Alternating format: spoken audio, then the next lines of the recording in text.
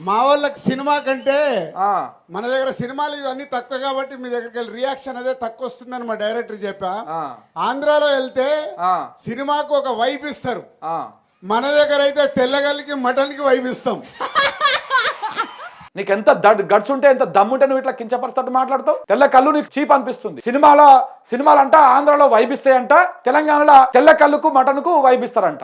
నువ్వు తినవా? మటన్ తినవా? నువ్వు ఏది తింటావు? నువ్వు గడ్డి తింటావా? నువ్వు ఈ బలుపు మాటలు తగ్గించుకో. రేవంత్ రెడ్డి నాకు ఆ పదవి ఇచ్చిండు, ఈ పదవి ఇచ్చిండు, ఆయన వెనకాల ఉన్నాడు. ఈ అహంకారము, ఈ ఈ ఈ నోటి దురుసుతనము ఇది తగ్గించుకో. ఇది తగ్గించుకోకపోతే నడవదు. ఎవడు ఊకోడిడా నువ్వు ఏది పడితే అది మాట్లాడుతా అంటే. బిడ్డ, నీ సినిమాలు, నీ కథ, నీ దుకాణం అన్ని బంద్ చేసుకోవాల్సి వస్తుంది. ఈ వ్యవహారం అంతా కూడా తగ్గించుకోవాలి. నువ్వు చెప్తున్నా 100% తగ్గించుకోవాల్సి. తెలంగాణ సమాజం నిన్ను ఇలా చీపోతూ అంటా ఉంది ఈ మాటలు మాట్లాడినందుకు.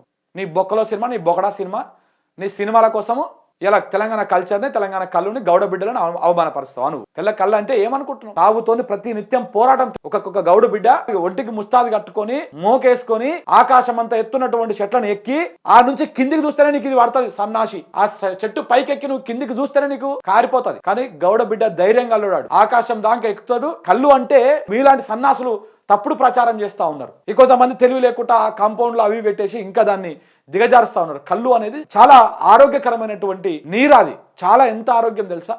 వెనకట్ల జమాన్లా బాలింతలకు దాపేవాళ్ళు. ఈ ఈత కళ్ళు కానీ, పోద్దాడు కళ్ళు కానీ బాలింతలకు దాపేటోళ్ళు. అంత ఆరోగ్యకరం అది. చాలా సర్వేలు కూడా వచ్చినాయి కదా, కళ్ళుకు క్యాన్సర్ నయం చేసే శక్తి ఉందని కూడా.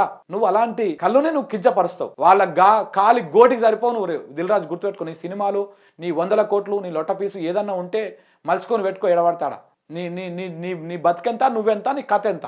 నువ్వు ఎలా కళ్ళుని కించపరుస్తావు, తెలంగాణ కల్చర్ని కించపరుస్తావు, గౌడ బిడ్డలను కించపరుస్తావు, వాళ్ళ వృత్తిని కించపరుస్తావు. ఈ బల్బు మాటలు మాట్లాడి నువ్వు సినిమా తెచ్చినావు.